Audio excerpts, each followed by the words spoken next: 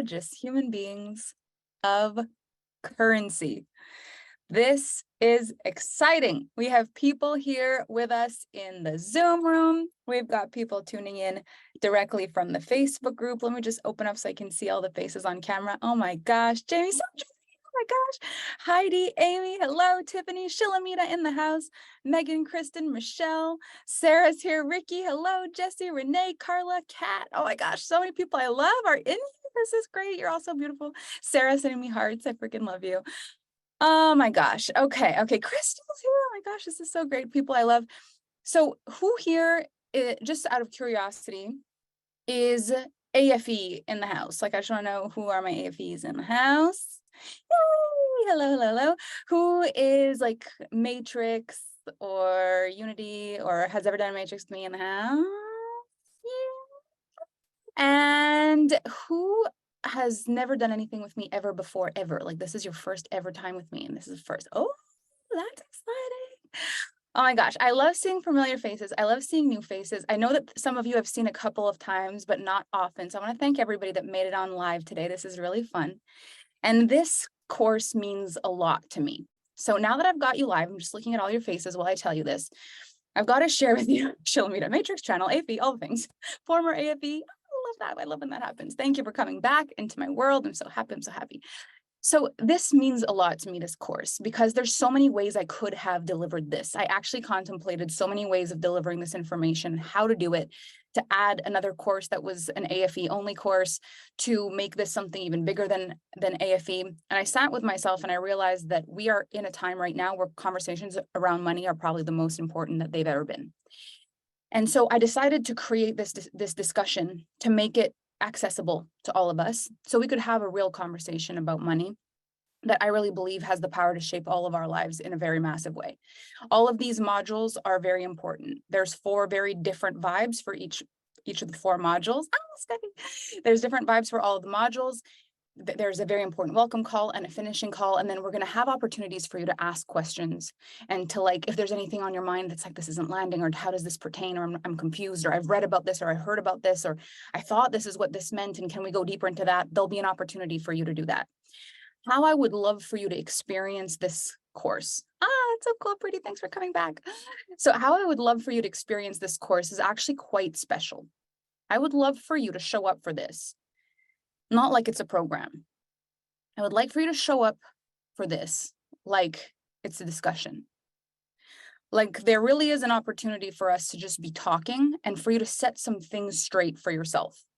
This is not you in a classroom. This is you in real life getting to have a conversation with someone who will answer whatever the heck it is you want to talk about.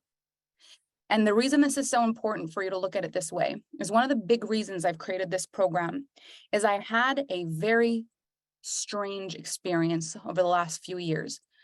As I've been invited into different circles that I've never been invited to before, because I used to have absolutely no money and absolutely no understanding of money. And all of a sudden, it became like one of the big cornerstones of my life. And so I started being invited to all these circles with affluent people.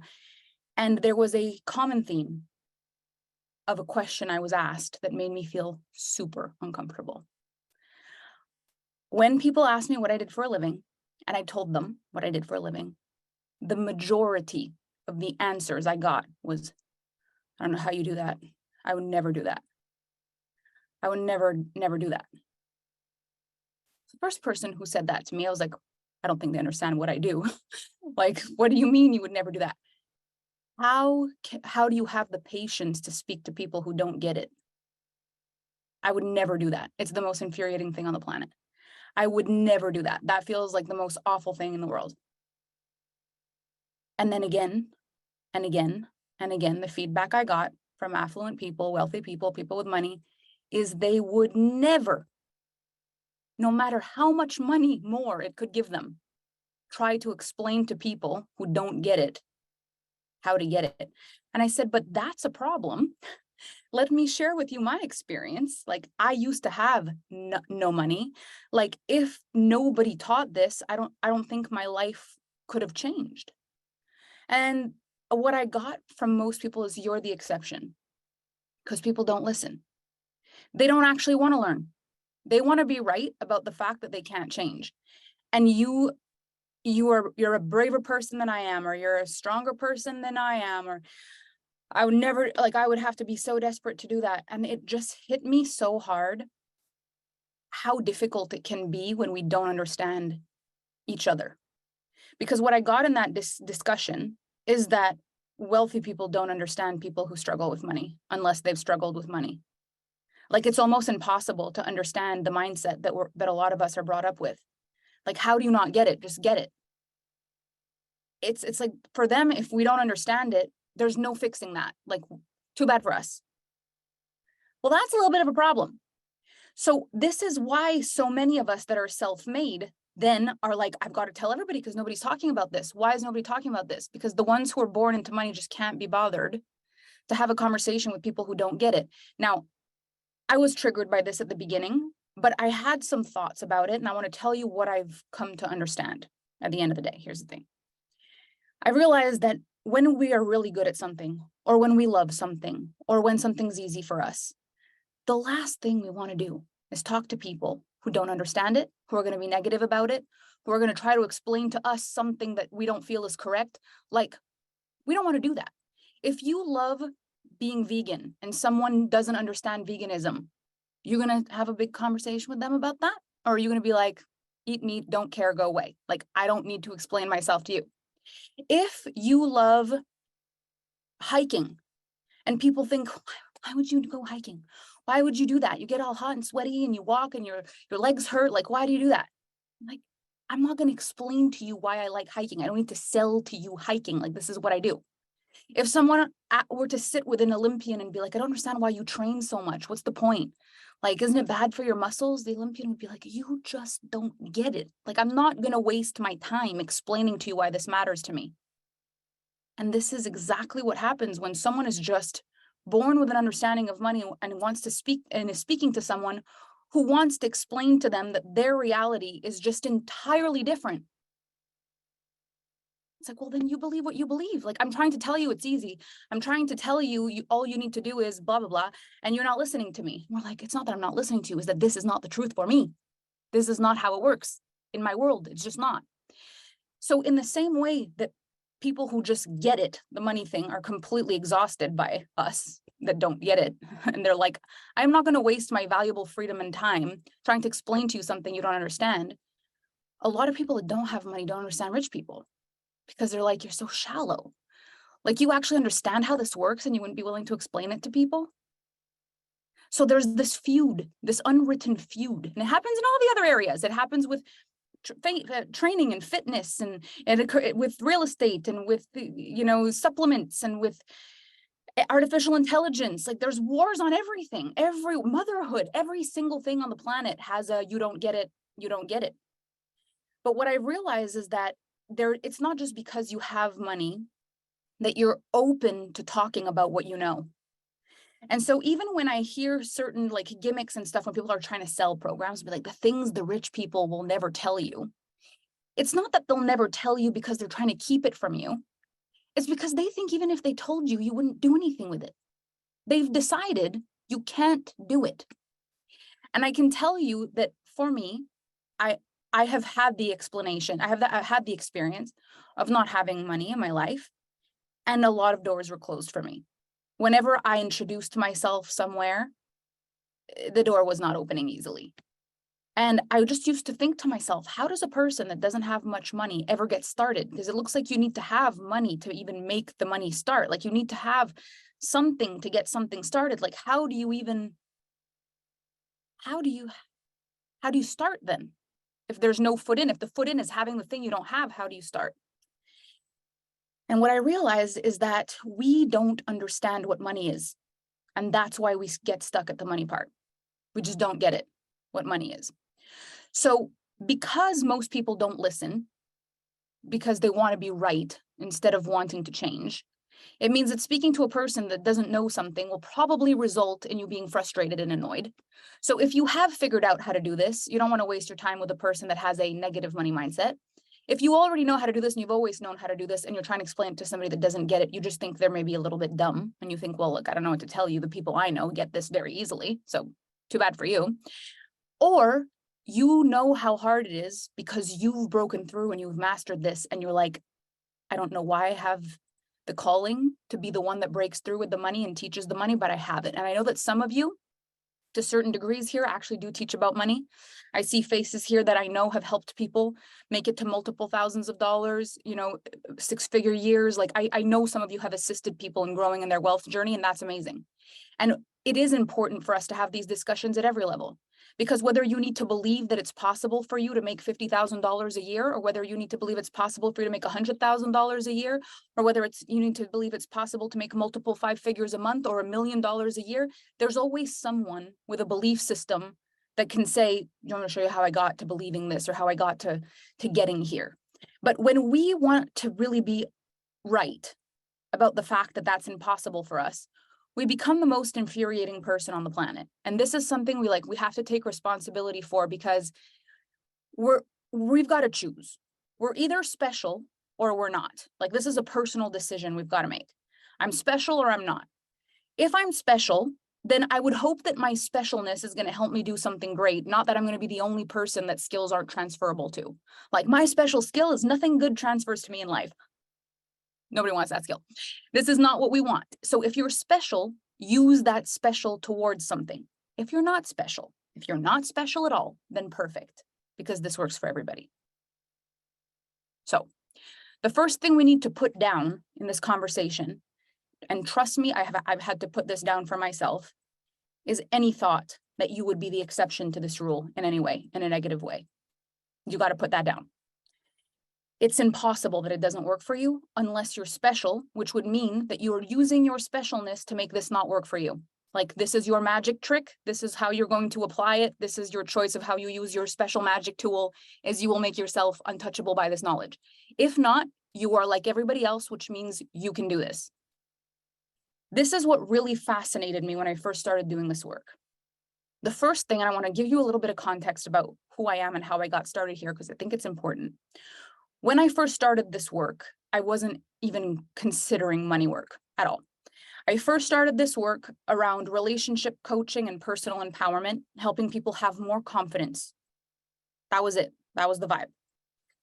And as I started doing this, I realized I had to pick a language, because my first language is French. I'm French Canadian.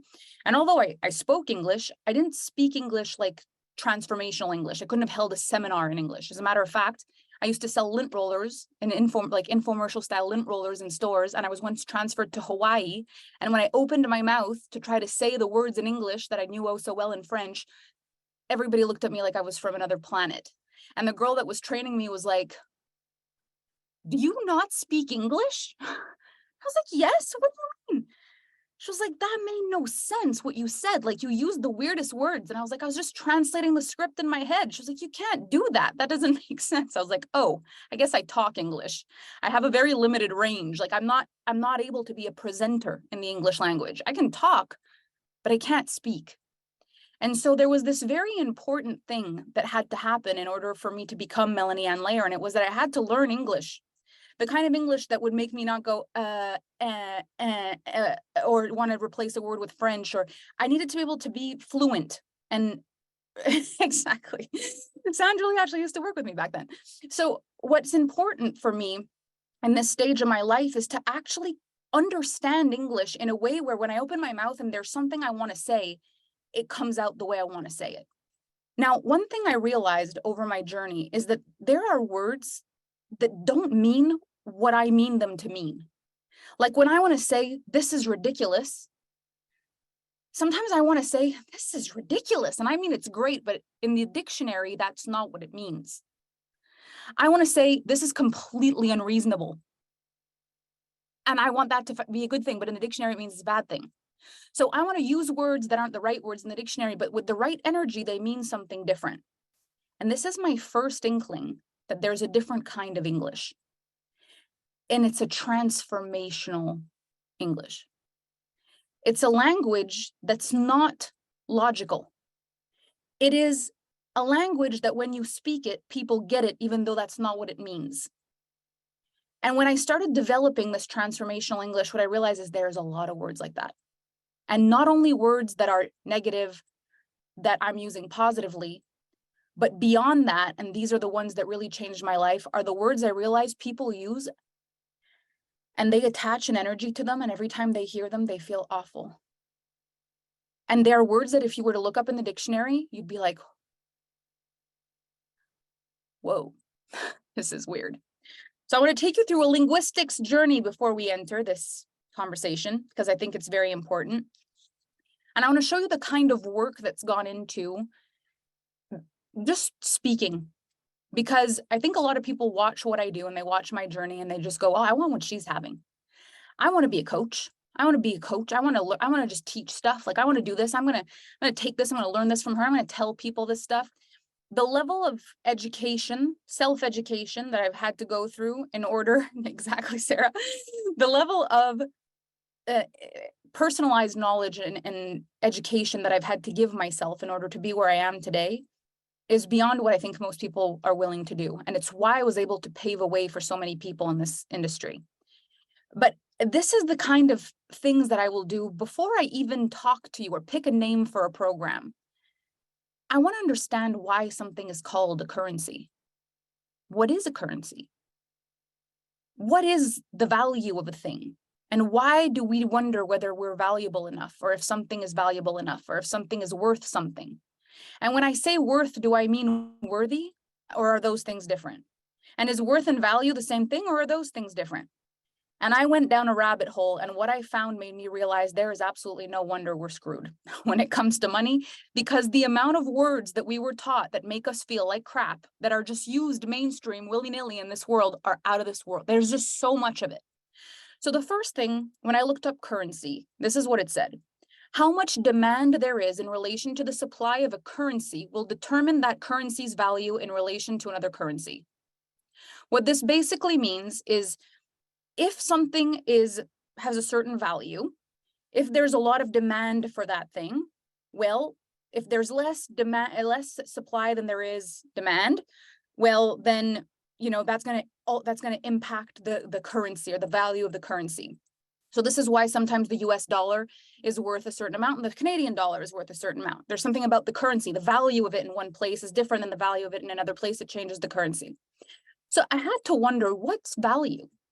And what I've come to realize through a lot of research and understanding of it is that basically value means one of two things. It means that you are unique, different, or limited in some way, or it's how people can use you and benefit from you. Basically, that's what makes it whether you're valuable or not. So the thing with this is value is used, if you really look up the words, value is used to stress the significance or the importance of a particular item. Value refers to both the emotional and monetary cost of an item. Worth refers only to monetary cost. Yet, haven't you noticed that people will very rarely say, I just don't feel valuable enough?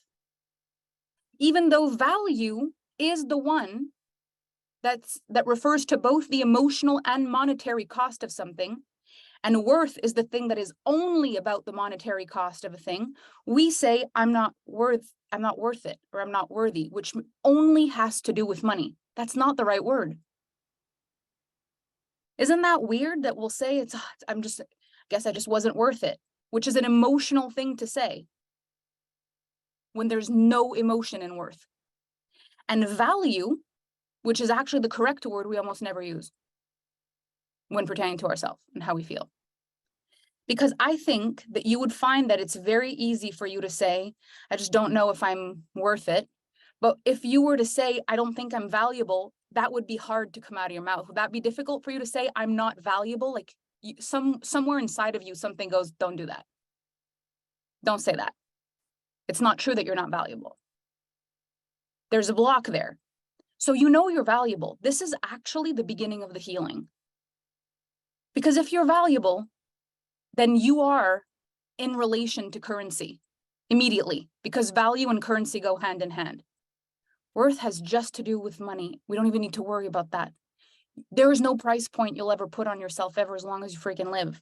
So don't even need to worry about worth. We're talking value, and you are valuable as a person. The power of words is so important, because you could say, because it's not true. This is the thing. I say this in a lot of my master classes. The strongest frequency on earth is the frequency of truth. So if something is untrue, you feel able to say it, although it's not good and it gives you negative thoughts. It goes through your system like there's no lie detector. Like you can say it, and although it has a negative connotation and maybe brings negative thoughts into your mind, it doesn't halt the whole system as if it's a lie. So the strongest frequency on earth is the frequency of truth. But if you say, I'm not worthy, it'll go right through your system without going, stop. That makes no sense because it's a lie. There's no frequency to it. It's just a lie.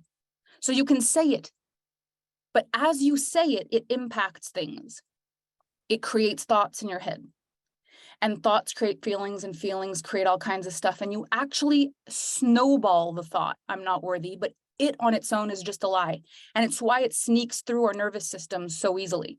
Because if you tried to say, I'm not valuable, it could not make it into your nervous system. Something would want to say, that's an incorrect statement. But with worth, it'll let it slip right through because it's not true. There's no pull to it. It's just the wrong information. So the difference between worth and worthiness, because then I looked this up. What's the difference between worth and worthiness? Worth is value, while worthiness is the result or product of being qualified or eligible. So if you're saying I'm unworthy, what you're really saying is I'm not qualified.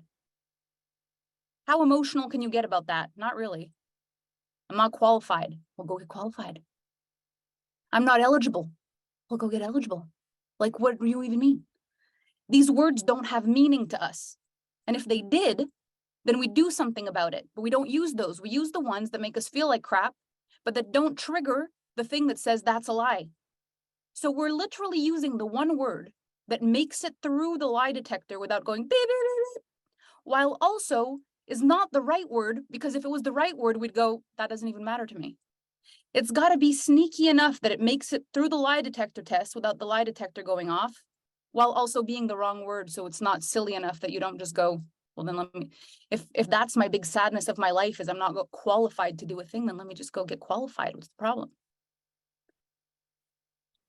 As adjectives, the difference between worthy and eligible is that worthy is having worth and merit or value, while eligible is suitable, meeting the conditions worthy of being chosen.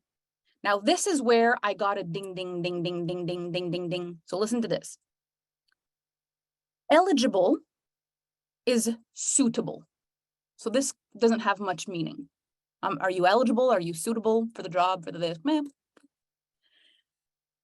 But worthy of being chosen, allowed to do something. As nouns, the difference between worthy and eligible is that worthy is a distinguished or eminent person, while eligible is one who is eligible. When you think about this, the thing that gets you stuck is that you want to be chosen by someone. That's the thing that's blocking you from from feeling worthy. Not that you're not worthy of going and doing the thing you want to do, but that someone else isn't going to choose you to say, you are the worthy one. You are the chosen one. You are the favorite. You are the one. Says me. I validate you. That's the thing that we're all looking for. And the reason we want that is because we're conditioned that way. When we're little, we look for validation because the one that gets the validation is the good girl. The one that gets the good validation is the good kid. The one that gets the validation feels worthy of whoever gave the validation. The problem is, who the heck are we asking right now? Who's the one that holds the keys? Who's the person we're looking for the validation? So because there's no one that's in authority, we've got to pick someone. And you're finding yourself picking people as the authority. Now, who are these people? Depends of your state of mind, because people who, right? As we talked about in quadrant. So if I'm looking for validation from someone, but there's no appointed someone for validation in my grown adult life, so I'm just going to go ahead and put a blanket statement on people as the people who should give me validation. There's no amount of people that this is. They all need to agree that I am valid, because if one doesn't, I'll only focus on the one that doesn't agree. And it doesn't actually matter whether that person has any value to me at all. That person could be entirely out of alignment with everything I believe in. But as long as they qualify as people, they are qualified as an authority over me. They can not choose me, in which case makes me feel unchosen, in which case I am unworthy, in which case I've just blocked the entire universe. Amen. This is a problem. This is a problem because there's too much of it. There's too many people that have authority. So when we're talking about like reclaiming our power, taking our power back, what are we talking about? We're saying, I'm my authority. I'm the one that decides if I'm chosen, or God is the one that decides if I'm chosen, but it sure isn't peter167@gmail or yahoo.com that's digging at me on Instagram. Like, that's not the one. That person is not the one that decides I'm the chosen one. That's for sure not the person. So why do I put myself through this? Is because there has to be a person that has authority over me, because I've never had a rite of passage where I claim that I'm the one that decides that I'm chosen.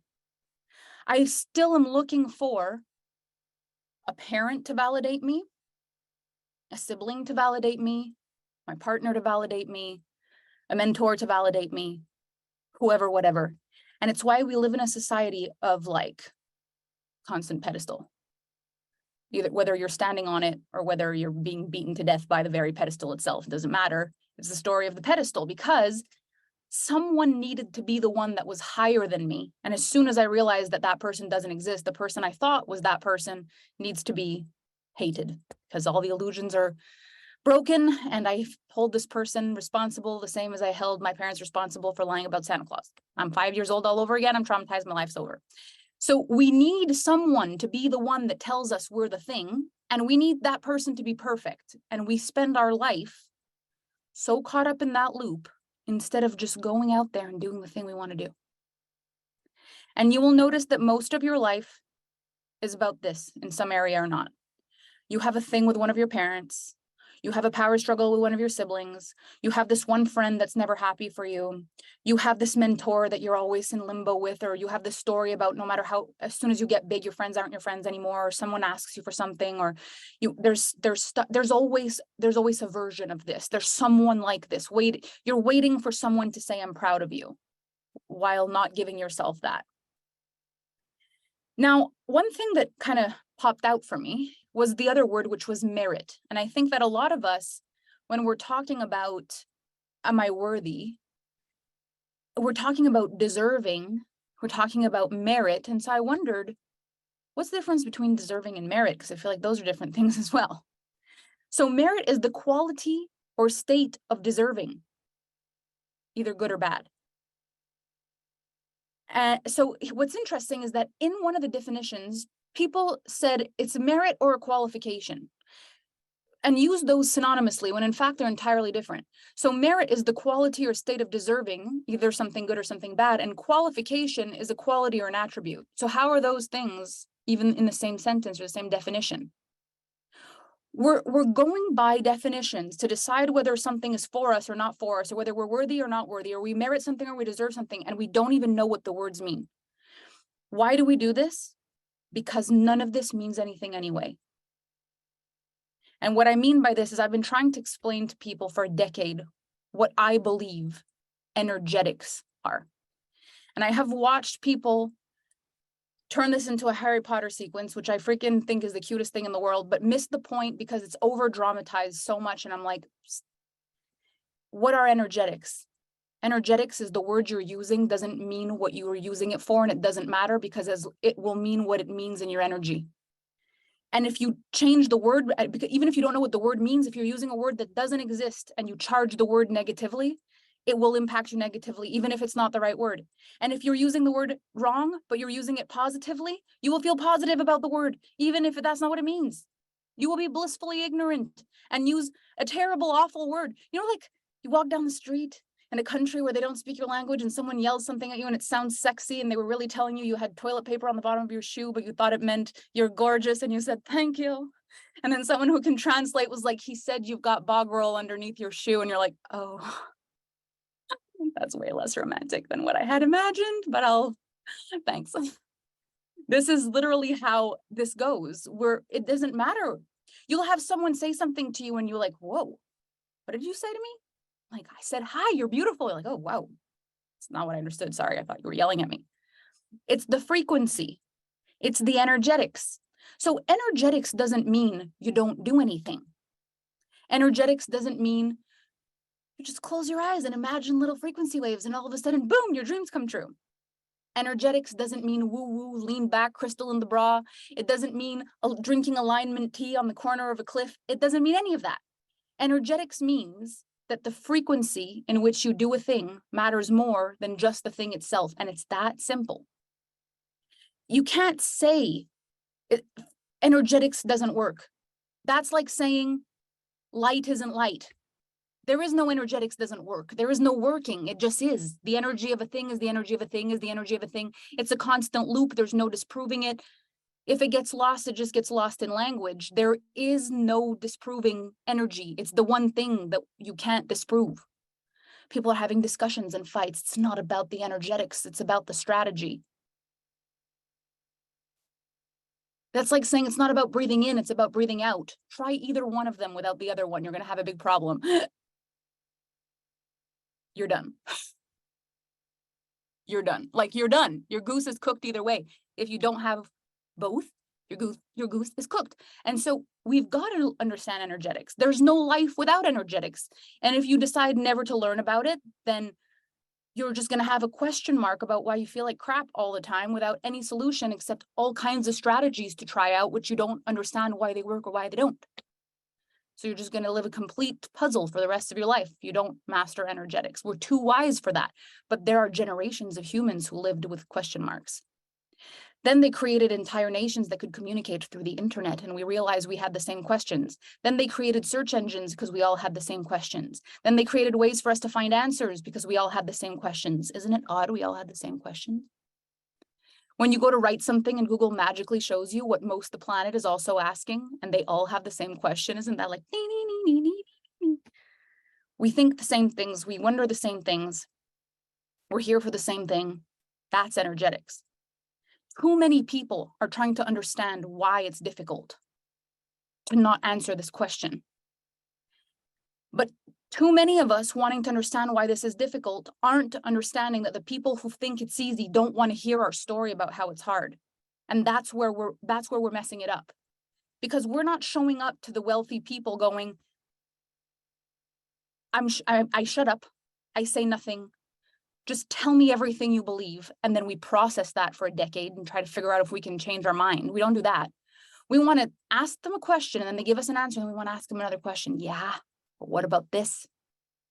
Yeah, but what about that? Yeah, but what about that? They're like, we don't know anything about that. I can't answer your questions about your reality. Do you want me to tell you what I believe, or you want me to tell you why things are happening to you? Because I don't know that. I've never lived in your shoes. Most of us want people to understand how hard it is living in our shoes. But that doesn't lead to us understanding how it gets to be simple with money. It just gets us to explain to someone why it's hard for us. I've done this. I've tried this. It doesn't work. There's not one person on earth that enjoys the conversation about why it's hard for me. There's not one person on this planet that has the answer of why it was hard for me. There's not one person on this planet that can actually sit through everything that was hard for me, wave a wand, and make it different. So when we want to have conversations about money, what's important is to understand we've got to split a bunch of frequencies. There are so many frequencies that are entangled when we're talking about money, because what we're tangling all together is whether we're qualified or not qualified, whether we merit or whether we deserve things, whether we have worthiness or whether it's worth it, whether it has value or whether it doesn't. We're mixing it all up on our education, the past, our history, our storyline, our belief systems, our fears, the evidence of the past, the evidence of people we know who tried and failed, the bad people we know who succeeded. Like, everything gets tangled in it and it makes this big mess. And we think we need to untangle that mess instead of learning something new. And that's also not true. Old paradigms do not need to die for new ones to be birthed. So what I want us to look at today, and this is going to be the beginning point for this entire program, is we've got to have a mature, logical conversation about this money thing. This is not a kumbaya conversation I want to have with you. This is not a, we are going to manifest the things like that, like, la, like, ha, ha, ha, ha, close your eyes and money appears in your lap. It's not like that. We're having a conversation like this. Why would it have to be hard for us and easy for them? It doesn't make sense. And why is it that the minute when you struggled your whole life that you become okay with money and you want to tell people, I got it, you all of a sudden become a them? Then nobody can help anybody. Because I can tell you the most infuriating thing along my journey, I have so often wanted to pull the plug on teaching money if you only knew. It's like the amount of hate I get on the internet for wanting to help people, and I've done these courses for free, and the most hate I ever got in any free masterclasses are the ones I do for free around money. The things people call me, the things people want to tell me, that I'm ignorant, that I have no idea what suffering is, like, you name it. They want to be so right about how hard life is for them that they literally make it impossible to enjoy helping. And I'm like, I understand the people that are like, I would never do this work, I would never help, I would never do this. These people, they're so hateful. I get it, but we're not all like that. We're not all like that. But we've got to realize that there are so many different ways to look at money. And our way, until we have all the money we want, is incomplete. Period. And it's way less important for other people to understand you than it is for you to understand the people who understand money. It doesn't matter for people to understand you about this. The reason it matters is for your heart. If you want to be heard, if you want to sit and be held and heard, that you do in a woman's circle, you do in a mastermind, you do in therapy. This is what you do to heal the pain, the disconnect, the all the things that's like, all of that inside that hurts, that's, you want to heal that. Those are beautiful journeys. They don't need to happen in order for you to change your money situation. What we need to do in order to change the money situation is you need to understand very simply, there is no such thing as a human being with no value. That doesn't exist. As long as you exist, there is a potential for a moment in your life where if you were not there at that exact moment, something terrible would have happened to someone else. And all it takes is for that to happen one time. That's it. And that moment, believe it or not, could have been your birth. And it's that simple.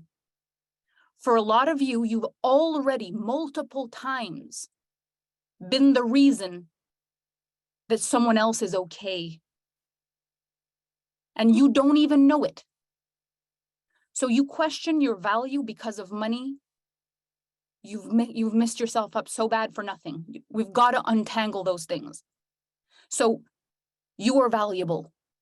You are so valuable. Honest to goodness, you're valuable to me. Because I have almost lost faith in this work so many times. And I thought, I don't think I matter. Like I had times, especially at the end of last year, I was like, I don't think I matter. I don't know if it matters that I want this so much for people. If I'm going to be receiving this, like, what's the point? And opportunities to speak to a crowd like this and watching you look back at me and being engaged with me and listening to what I'm saying, you are valuable for me, you being here, more than you actually know. Every single time one of your names popped up, this person has joined Currency or the Invisible Offer, you did something for me that I don't think you understand. So you're valuable to me, for real, for real, for real. I've never quite needed the evidence that people still care about this stuff than I have this year. So, and this is like the most, in comparison to who you've been for people, this is the most superficial valuable there can be, because you have held a person's hand through the hardest time in their life. You've answered a phone call that could have been the last ever phone call. You have pressed the brakes at the perfect time. You have walked into a store at the perfect time, or walked into a conversation at the perfect time, or sat between two strangers at the bar at the perfect time, and you don't even know that. So you can never again from this point forward, ever as long as you live, ever question your value ever again, ever. That has got to be done right now. That's done. So now what we're really going to look at is monetary value. Monetary value. I'm going to read all these comments after because I really appreciate all of you so much.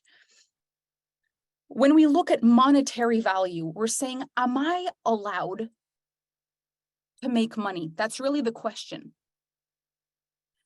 But who are we asking? Who do we really ask when we say, am I allowed? Do I merit? Am I allowed? Who can say no to that?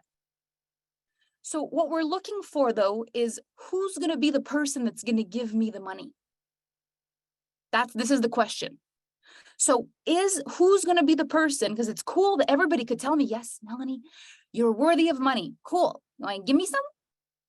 Like, who's the person that's going to say, you are worthy of money and here is your money? This is what we want.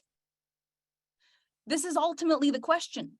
Who's the person that's going to say, you are worthy of money and here's the money? So if you are an employee of a business and you work for someone else, you might struggle with, am I worthy and do I merit? Because your employer isn't paying you what you want them to. And it feels like no matter how hard you work, they are not giving you the amount that you want. In which case, it feels like you're not worthy to them. I get it. If you have, you go on, you launch your business and you're asking people, if you want this product, DM me or here's the link, and no one clicks on it.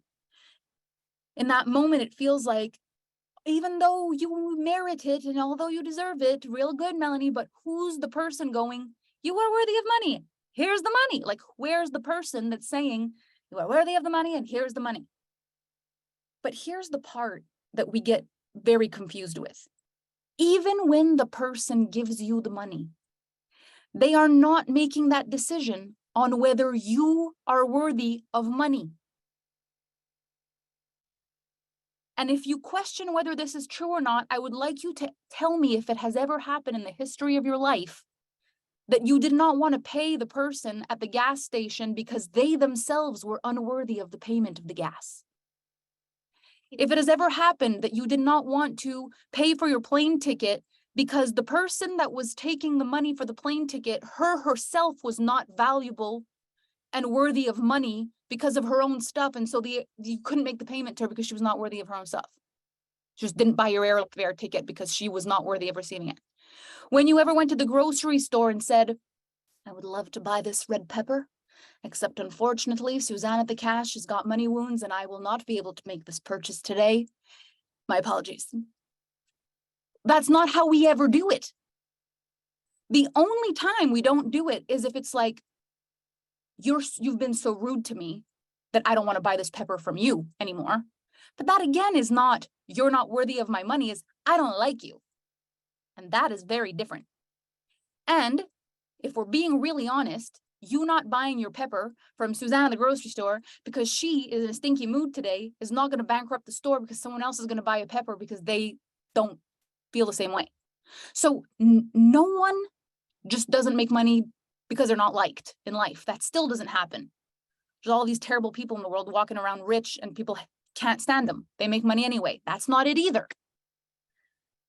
The people pay for the things that they want because the thing is worth it to them or not. So there's two things we need to make peace with when it comes to money. And this is like the most straightforward money conversation. It is so straightforward. You can't disprove this. There is no big emotional turmoil about this. You just need to make peace with this. This is the truth. You make more money because what you have or who you are is rare, unique, or limited, or if what you're bringing is useful to people. That's it. That's why people buy stuff. Because it's valuable, because it's rare, limited, or unique, or because it can be used. That's it. So it has nothing to do with your worth whatsoever, not as a person. But what are you providing? Now, there are people that are talented at things, gifted at things, and they are willing to be paid for their talent. And most of the time, this touches multiple different things because they're talented, which makes them unique, which makes them rare, which makes them limited. But also whatever talent they have impacts and is useful to the world. So when you think of like a singer, you think of someone who is very rare, you think of someone who is very talented, you think of someone that is very unique, that will make them cast in a much higher, most distinguished roles. They will become very valuable. If on top of that, the movie that they put is one of those blockbuster ones that resonates with so many people on the planet and so many people go watch it. So this is where a lot of money will circulate because this person is claiming themselves to be and is acting in alignment with being this kind of valuable, this kind of rare, this kind of useful, this kind of all the things. There is a ginormous flip side to being famous like that. Because there's not just people who watch because what makes them valuable is that they love you. There's the people who find it valuable to hate stuff. Real valuable. Like they have 24 hours in the day and they will invest 15 of them to hate stuff happily. And who are they investing their stuff to hate? The people love the most. Let's hate who people love the most. That's where the biggest feuds are. Welcome to the internets. So what happens is people are going to spend their time, their money, and their energy, which ultimately all are currencies. They're going to spend their money, their attention on things that are of value to them. And the striking, shocking thing on this planet is that what is valuable isn't always what is good. And this is infuriating to a lot of nice people because you could be so nice and you're not making money. But the thing is, nice is usually an energetic match for minimum wage. You put the nice person at the front that says, hello, how can I help you? It's on the 3rd floor. It's on the 5th floor. It's $2.50. Thank you. Have a nice day. Yes, thank you. That's the nice person. The nice person is the person who gets paid minimum wage. This is the hardest truth because nice people, we've been conditioned from youth that we've got to be nice, and nice is the cheapest thing we can be in all areas. Like it doesn't matter to be nice. Kindness is very different because nice is the person who goes, it's on the 3rd floor, have a beautiful day, and then you walk behind them and they go, ugh. Kind is the person who goes, let me help you open the elevator because it's who they are. Those are different people. So nice, the nice person is the it's the placeholder in the world. So I see so many nice people on the internet trying to be valuable in business and they're not making the money they want to make. Nice is not a skill. Nice is a cop-out. It's something you do because you're trying to be liked, because you think someone will give you something, and it does not work at all. It doesn't work in relationships, and it doesn't work with money, especially when it pertains to power. So the person who will pay the nice person, the person who pities the nice person, and there will be a very small amount of money attached to pity. And the person who pities the nice person dates the nice person for a couple of dates. You don't want the pity date. You don't want the pity money. You don't want the pity nothing. Nice is pity. Nice is minimum wage. That is not what we're going for. We've got to rewire what we're doing. So here's the good news. You are unique already because there's one of you on this entire planet already. You don't even need to work at that. As a matter of fact, the hardest thing will be to not try to copy someone else that looks valuable just because you think that's going to be your ticket to fame, because if it worked for them, it might work for you. The hardest thing will be to not become a duplicate. But you were born different anyway, so you already have that one. Don't mess that one up. You're already unique. If you are able to not be born unique and change to look like someone else, you are then also rare. So you've bunked 2 on the head. Because if you were born unique, but then you tried to fit in, you're then not rare anymore. This is what most people do. But if you were born unique and you stick to being unique, you are now unique and rare. This is very good. If on top of that, You are willing, when someone else copies you, to pivot, to innovate. You are also limited. It means the window of opportunity for people to copy you is always closing. So now you are limited, rare, and unique. This is not what people do. People are born, they think they're not enough.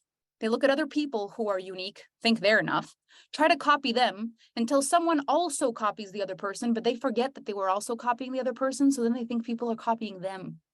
But then instead of just moving on, they continue to be mad about the fact that people are copying them when they're in fact copying someone else. And they don't want to change or pivot because they don't know who else to copy unless they're copying the person they're copying without wanting to think they're copying while people are copying them. So they really stay committed to copying the person they were copying while saying other people are copying them. And then they also just are not limited, not rare, and not unique anymore. This is our biggest downfall of humanity. Everybody wants to look and be like everybody. We're going to stop that in this course. And the other part, and this is good, we're going to work at this, is the currency part, where it comes to what you do in on the planet is valuable to people when they use it, when they are with it, when they receive it, whether it's your service, whether it's your talent, whether it's your art, whether it's your work. This is the part we're going to work on, because I hope I do not need to remind you of the first three. You are unique, you are rare, you are limited. If you forget those things, you've got to do internal work. What we're going to talk about in this course is currency. And what currency means is what people are willing to exchange their stuff for your stuff. Your stuff for their stuff. That's currency. Sometimes it's money, and it doesn't even have to be, because most of the things you're trying to get in your life have a price. And so you're trying to make the money so you can buy the thing. So if you just so happen to get the thing, you'd be fine also. So we want to open our horizons, open our mind to that. So what we're working on during the duration of this course is the understanding of the energetics of things and stuff. So you can be set free from thinking that someone is supposed to give you the things and stuff that would make you worthy of them, when that has nothing to do with life at all. It's a lie, and it keeps us stuck. And anybody who is wealthy knows that.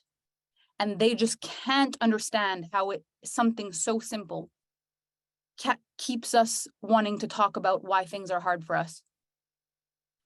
It's not possible that people that are struggling can't just listen to what I'm saying because it's this simple, and we're going, yeah, it's simple for you. I love your little pineapple, Sarah. I love you. How is it possible for me? I just want to tell you how simple it is, and you want to tell me how hard it is. You think I want to listen to how hard it is? I'm willing to help you, but you need to be quiet and listen to me talk to you. And since that's not available, I don't want to talk. And this is why we're getting more and more limited opportunities to speak to people with money, because they cannot be bothered to have the conversation about money's hard when it is not for them. So we've got to stop showing up for money coaching and money mentorship talking about why money is hard. But I will make an exception for you in this program. So I don't want you to be freaking out every time there's a Q&A like, how am I supposed to ask a question without explaining that things are hard? Don't want you to worry about that. I'm going to be there for you. I'm going to listen to you and be like, okay, tell me the hard thing, because I know the hard thing and I'm super committed and I'm crazy like that. And they've told me I'm nuts and I don't care. I'm doing it all because I want to help you see that, in fact, I want to help you see what you're not seeing. And that's only going to happen through discussions. So I'm going to take you through a visualization to end the first call. And what I would love for you to do to get into the vibes for tomorrow is really land with the understanding of your uniqueness. Why am I unique? And I don't want you to search for how you're different from other people. I want you to find me the simplest answer for all of this, because the more complicated it is, the more you've missed the point. Like, I am unique because when the two people who did the thing that does the babies did the thing, there was so many chances for so many combinations of the babies, and I was one of those. And then I made it one of these, and all of these that have been flushed every month forever. And I somehow created that. And I know, because I have siblings, they look nothing like me and they're nothing like me. I'm so glad I'm not one of those. I'm me. I'm the only one. So I'm unique. And there is no other person like my parents, and there is no other person like my people. So I'm unique. And if you're a twin, well, the only person that's almost like you is your twin, and they're not. So imagine that. You have someone that's so close to being like you, and they're not. So if you doubt what I'm telling you, think of the twin. The twin that has the closest thing to something the same could not be further apart than they're identical. How much more evidence do you need? You're unique. As long as you can hold that and not try to change, you're also rare. And if you're willing to pivot every time someone copies you, you're a limited edition. You're only available to be who you are for a fraction of time. People have a very small window to copy you because you are changing very, very, very fast. And in that, you're also free. Also, the fact that you are a twin makes you extraordinarily rare. So, like it's all compounding. Now, this is an important question. I felt it when I saw it. What's the difference between rare and unique? Unique means there's only one. Rare means it doesn't happen a lot. Unique means there's one. Rare means doesn't happen often. Like you could have a very rare diamond. You never see diamonds like this. But you could have this like one, there's never been another shade of this color stone ever in the history of humanity. One is rare, one is unique. Okay, so yeah, unique, uno, rare, not a lot. Now, the other part and what I would love for you to do today is I want you to, after this visualization, sit with yourself and journal how you can relate to yourself and your worth and your value and whatever the heck word you want to use as entirely separate from what you get paid. Because in order to rebuild it, we need to dismantle it. So I'm going to take you through a visualization, and the first step is that we're going to detangle all the conditioning that you as a person have some sort of dollar amount that I could cash you in for an amount. Like there is none of that. We're going to detangle that so we can rebuild it during this process. Okay. So if the Alpha Femme team could start our 741, first thing, you're going to just relax your body. You're okay. No matter what this conversation has done for you, whether it has triggered you, whether it has made you excited, whether it has made you mad, whether it has made you sad, you're perfect. It's perfect. It's doing what it needs to do. So what I would love for you to do is give yourself the trust you deserve that this is perfect for you right now. How you feel, what you're thinking, how you're processing, where you're at, the whole thing is perfect. So breathe into that. You're good, you're safe, you're okay, it's all okay.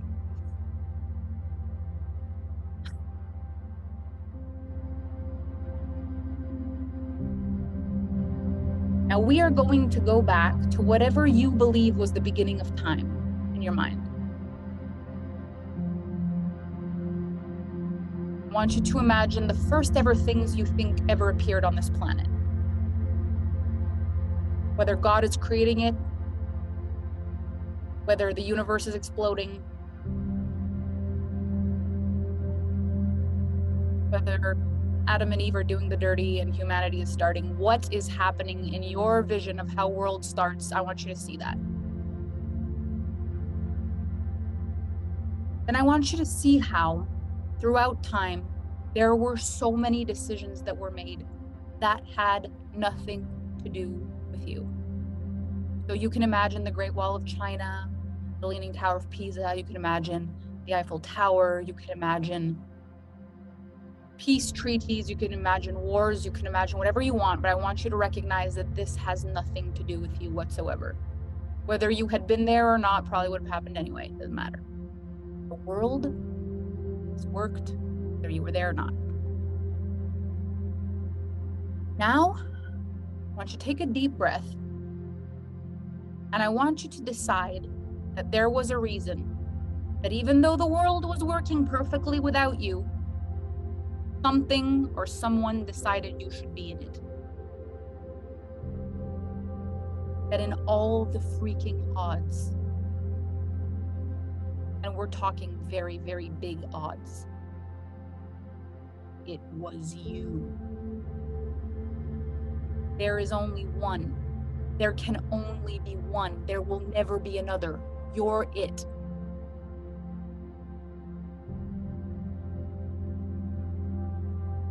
But the world works without you, so no pressure. Take a breath.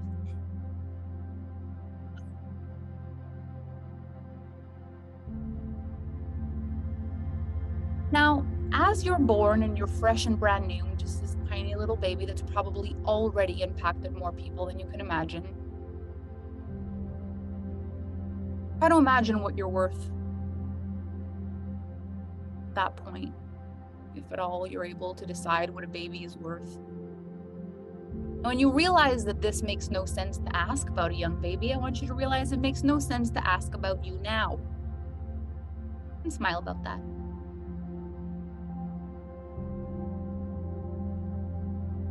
I want you to just feel yourself alive. There's actually nothing you need to do at all, because the world will continue to function no matter what. But there's something inside of you want to do. That's your choice. That makes you rare.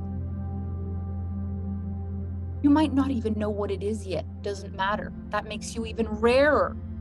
You have a calling, you don't even know what it is, and you keep showing up for it nonstop, like you're gonna figure it out one day. That makes you so rare. You may have tried things and changed your mind. That makes you limited edition. You're constantly moving, but you're here for a reason. But no pressure. The world exists with or without you. You're fine. I want you to really breathe into this thought. There is no one that can give you what you're worth. It will come through so many ways. You will need to receive through so many different channels for you to ever earn as much as you are allowed to have. Not one single person will ever be able to give you that. It will come to you all the ways. You will have to be open to different currencies and money coming through different channels.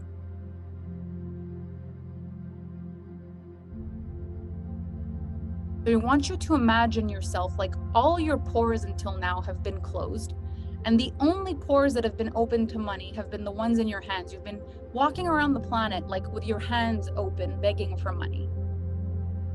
If you can imagine that, your body's all tight, your hands are scooped like a small child asking for gummy worms.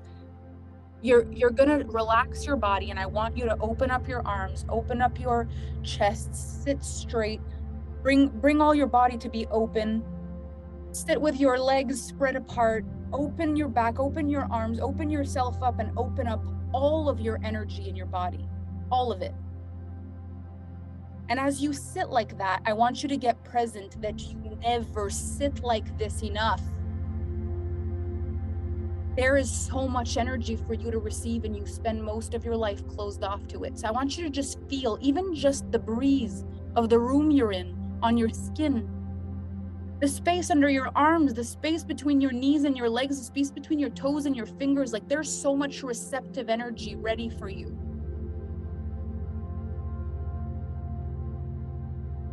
I want you to say and mean it in your body. I am open now. I am ready now to discover all the currencies that can be mine. This was never just a money thing. We're going to crack it all open. You can put your hands on your heart, on your chest, on your womb, like wherever you're feeling pulled to touch your body. And I want you to fill yourself up with so much love and respect, because you're the only person that can give you that. And you're going to say, I don't know what the heck I was thinking when I thought anyone else could give us this, but I got us now. And we're going to go get everything we ever wanted.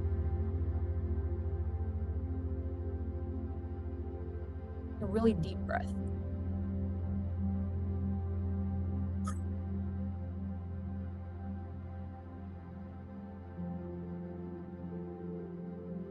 It it would be helpful if you never again believed someone else should give you what you deserve, because if that's the truth, there's probably someone out there you're supposed to give what they deserve, and we don't know how to do that, do we? So as much as we don't want to be responsible for that for anyone else, we don't want anybody to be responsible for that for us. We will figure this out. This is the only belief we need. This is the thing that people with money know, that they're the one that's going to figure it out, that they're open, and that it was always about way more than money anyway. There's someone out there that has the money that's meant for you, but it's an energetic match to the currency, your stuff in exchange for their stuff in exchange for your stuff. And your stuff is freaking great.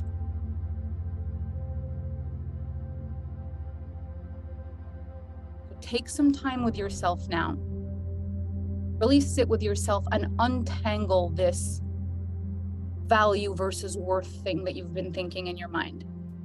See if you can just detach. You as yourself are so freaking valuable.